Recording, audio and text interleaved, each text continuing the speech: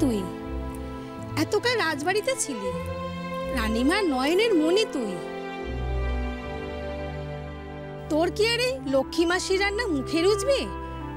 খেয়ে নে, তাও সাত করে তোর জন্য কয়েকটা পদ বাড়িয়েছি। এই দেখ, পায়েস, মাছ, তরকারি, এগুলো খেয়ে নে। পদ্ম থাকলে আজ যে কত খুশি হতো।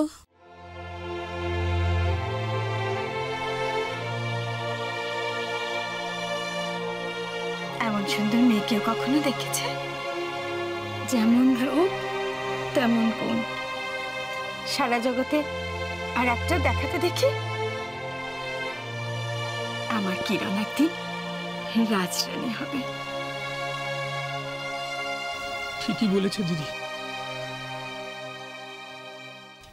পদ্ম আজ বেঁচে থাকলে খুশিতে পাগল হয়ে যেত।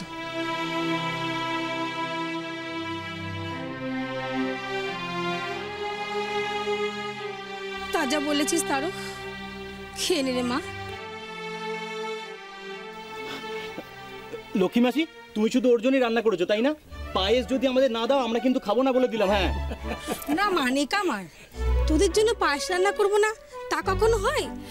তোদের 3 ভাই বোনের জন্যই আছে। তবে হ্যাঁ, বোনকে একটু বেশি আদর করে খাওয়াবো। হ্যাঁ, তা তো খাওয়াবেই।